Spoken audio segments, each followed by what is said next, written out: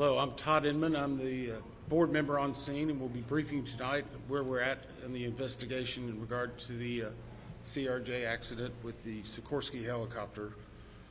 Let me just start with, as usual, our hearts go out to all the families of the victims. In fact, I just spent the last several hours with them before we came here, and I apologize that we had to move this back. But they are one of our primary concerns, along with making sure we get factual information out. They are having it's a hard time for them, obviously. And we want to do everything we can to make sure they get the most accurate information and factual. And has always been at the core of the NTSB mission, our job is to come out with the probable cause, but then more importantly, make recommendations so that this type of tragedy never occurs again. So today, I know yesterday you saw the chairman, myself, and all the board members here. I just want to let you know they are still actively involved with this. We're just trying to make sure we're dividing and conquering. The chairman and I have had multiple conversations today. She's helped out a lot in making sure we're getting the investigative needs we have. And she's at the command post right now working with some of our people. I'd like to start by just thanking the first responders. When this first happened, a unified command was set up, and we had a lot of important people that came and worked with us. In Virginia, the Fairfax County Fire and Rescue, Fairfax County Fire and Rescue Department, Arlington County Fire and Rescue, Arlington County Emergency Management, Arlington Police, Alexandria City Fire, Alexandria Police, Virginia State Police, the NCR Incident Management Team, the Virginia Department of Emergency Management, the Virginia Department of Transportation, the Virginia Senator Warner's office, MWA's Fire and Rescue Team, MWA Police. A special shout out to every one of them. MWA has been amazing in helping and working with us, and we're truly appreciative. Along with DC Fire and Rescue, just extraordinary in taking the lead. Prince William Fire and Rescue. In Maryland, the Montgomery Fire and Rescue, Prince George's Fire and Rescue, Charles County Fire and Rescue, Baltimore Fire, Baltimore Police, Anne Arundel Fire Department, Maryland State Police, Maryland Natural Resource Police, MPD, DCFD, from the federal side, the U.S. Coast Guard, U.S. Army, U.S. Air Force, FBI, Secret Service, Customs and Border Patrol, Park Police, DOD, Naval District Washington, American Medical Response, and yes, the U.S. Department of Labor. All of those have been amazing partners and are one of the reasons why that this investigation continues to progress the way we want it to. As I said, we did family briefings last night, and today there are over 100 family members that are now in the area receiving briefings, and as part of a legislative requirement, receiving family assistance. They have been briefed by the medical examiner, the fire chief, NTSB chairman, and myself, along with the family assistant unit from PSA Airlines. In regard to NTSB staff, all staff are now on scene that have been requested, and I want to point out one specific staff member because we're doing a joint NTSB and DOD investigation. The NTSB actually has a Black Hawk certified pilot on staff, on our personal staff, based out of Alaska. Once we realized the dynamics and the intricacies of the Black Hawk, we have brought that member in. They are on scene now, providing direct technical assistance to the NTSB. Now, it does not mean that the DOD is not working and helping with us, but in order to maintain our independence, we have our own Black Hawk certified pilot in the working group for helicopters. Regarding salvage at this point, the Navy Supervisor of Salvage is conducting salvage operations at the current time. Barges are en route from Virginia Beach, and we anticipate them to be on scene early tomorrow morning.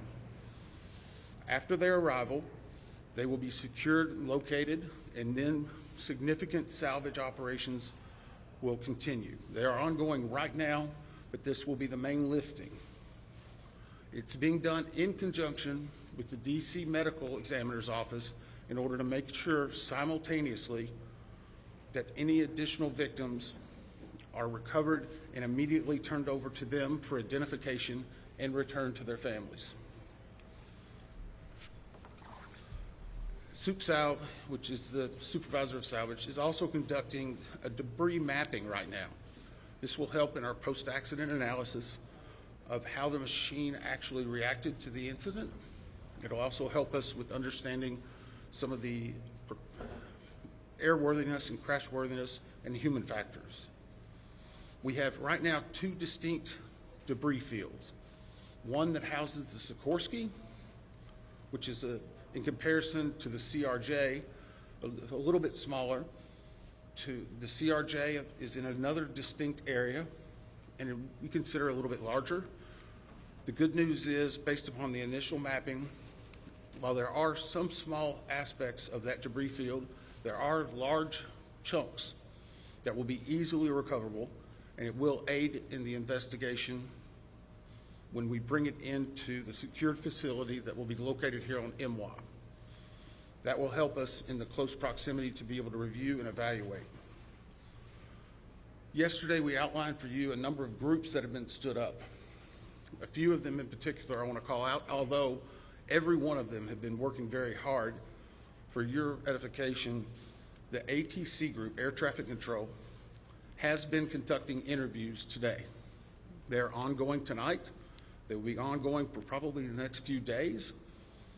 We've had full cooperation in getting the witnesses that we need to gain those interviews. We will then take that information and match it with other data that we're receiving, and if necessary, conduct follow-up interviews at a later time. Our operations group now has on site an exemplar airplane similar to the CRJ700. It's on a hard stand here at MWA. They will use that to evaluate cockpit configuration, seating, things like that. So whenever the salvage comes up, we're able to use an exemplary aircraft to match it against examples such as where maybe switches are, navigational aids, electronics. It is almost the exact same configuration as the incident aircraft. I want to clarify one thing. There's been a lot of questions and discussion regarding manifest. Let me make this very clear. The NTSB will not and has not released a manifest. We have not in our history, not in our past. We will not be in this accident. In fact, there's specific congressional language that whenever it is in our possession, it is not available through the Freedom of Information Act. It will not be included in our report. We will not be putting any names of any of the victims. Any release of that information will come from other individuals or groups. Regarding the recorders,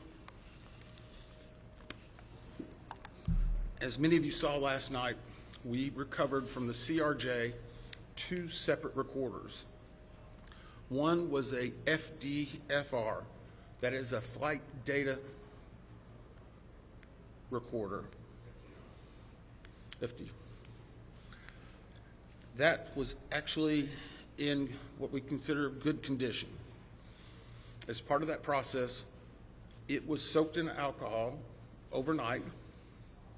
It was then opened today, and we have a high level of confidence that we will be able to get a full download in the very near future.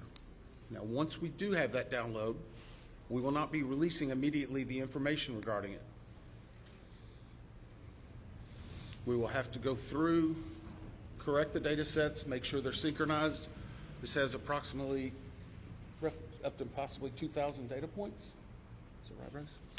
So all of that has to be synchronized and looked at. It's a very laborious practice. It takes a lot of time.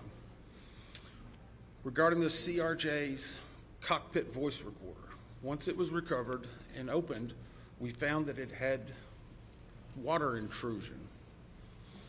That is not uncommon. It is not an unusual event for us to receive a recorder with water intrusion. We deal with that all the time. Our recorder division is one of the best in the country, in the world actually. We have recorders sent everywhere, so there's a step. The CVR was soaked overnight in ionized water, at which point The team put the CDR into a vacuum oven in order to extract moisture. They are still checking electrical connections to determine if they're ready to try adapt. It is one step of many steps that we will take in order to get that data, but we have a very high level of confidence that we will have it. We just have to work through a number of steps. Lastly, on recorders, the Sikorsky, where the CRJ has two separate recorders, the Sikorsky has a combined cockpit voice recorder and digital flight data receipt recorder. It's in one box. I can report to you now, we have recovered the Sikorsky black box. It is safely at the NTSB headquarters. It will begin an evaluation, just as the other two recorders did last night, to determine when and how to take action. I can tell you from a visual inspection, we saw no exterior damage that would indicate that it was compromised at this time. So we have a high level of confidence that we will be able to have a full extraction from that as well. Those are some of the significant updates we have right now. Obviously, we'll be doing some more in the essence of time and making sure our team gets back. I think we're going to be able to take maybe 4 or 5 questions. I'll call on you and I'll repeat it. So we'll try to play that game a little bit, please. Right here. Thank you very much. Your name and outlet, please. Jonathan Kersley from Channel 9 Australia. Captain Sully Sullivan was one of the heroes of the incident on the Hudson that he said we absolutely should be reviewing airspace, not just here but in other places in the a complex mix of traffic. Is he right? Is there time for a permanent shift in DC and across the country to keep airspace safe and separate between military and civilian air? So the question for those watching, is it this time now for us to possibly deconflict or change some of the airspace where military aircraft operate with commercial aircraft? I can't give you a definitive answer on that. What I can say is in this incident, it should not have happened. We have in aviation what's called a Swiss cheese approach, wherein if something fails, a backup should catch it. Multiple layers of redundancy. It's been a very long time since we've had a major aviation incident in the United States, and that's the reason why it's one of the safest forms of transportation in the country. But the only way they do that is by investigating what happens now and then making recommendations in the future. Again, the NTSB has done 100,000 aviation investigations. We've issued 15,000 recommendations. Over 84% have been accepted. Once this investigative report comes out, we will be advocating probably for years for changes that need to be made, but we'll not speculate on what needs to be done until we have the facts. Todd, is there anything obvious? Hey, I'll call on people. Sorry. Dave Jefferson from Reuters. Can you talk about how long you think it will take to recover the debris, how long you plan to be on site, and have you got any early data yet off the ATC tapes? I think that was 3 or 4 together. How long the debris will take, how long we'll be on site, and have we gotten any information off of the air traffic control tapes. The debris, we are hopeful once the mapping is done that it will be done in what I will call quick order. And I can make no guarantees of that because first and foremost, we need to make every effort and to make sure we're recovering every one of the people that perished in this accident. We'll have some cranes that'll be coming up, and once that happens, you'll see a lot more activity, and we'll be moving that in, but I don't want to give you a definitive time. I would say it will start in earnest probably on Sunday, and it will go through next week, and some of that's contingent upon weather and other things. Regarding the ATC tapes, we've received a lot of different information on ATC, and so I'm just going to preempt it. Off-the-shelf software programs are not always as accurate as the data we specifically get from ADSB, from the black boxes. All of that are factors that come into our investigation.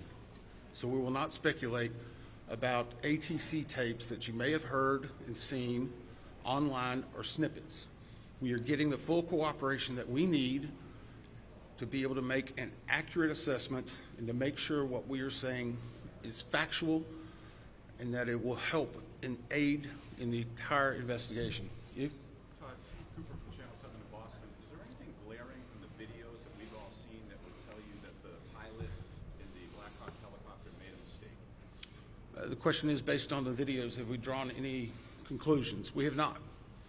We know that there was a significant incident in which the two aircraft collided, a pretty significant fireball. If you will recall, even after the first day, we only had maybe 1 or 2 grainy images that were coming out. We're seeing more and more at this time. So we're still collecting data, but we are not going to opine until we see a lot of other things in there. A couple more? 2 more? Yes, sir. On CNN, how critical is it to interview the controller in the tower pad? And how concerning is it to you, the reports that that controller is working 2 positions at the same time? So the question was, how critical are the air traffic control interviews and basically staffing? So air traffic control interviews are critical. That's the reason why there's a process in place.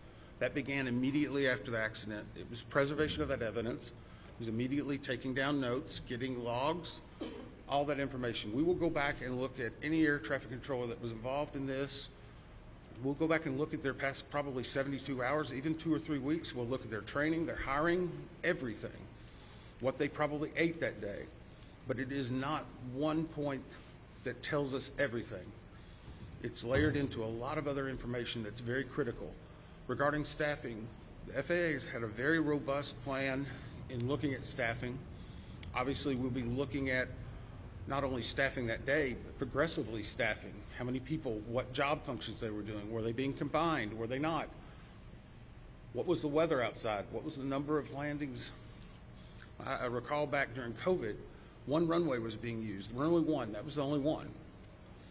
33, as traffic came back, started being opened up. So we would look at changes in traffic patterns, construction at the airport, all of that. It all paints a very big picture. Who are you? Sorry.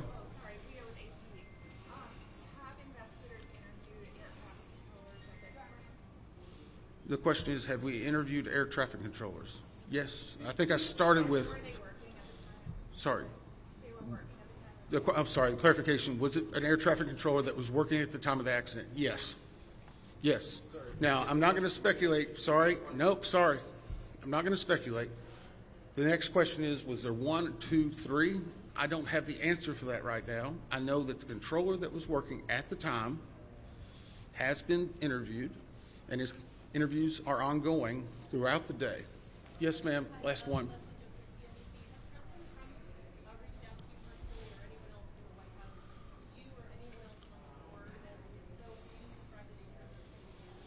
The question is, has anyone from the White House reached out to me or other board members? I won't speak for other board members. I know that the chair did a briefing yesterday. It was publicly discussed and gave some information.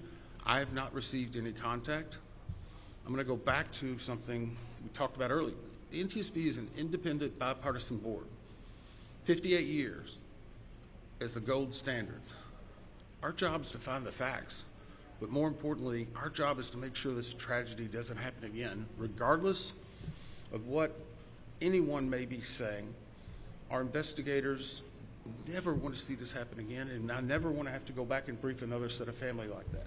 Thank you. Thank you very much. Thank you very much.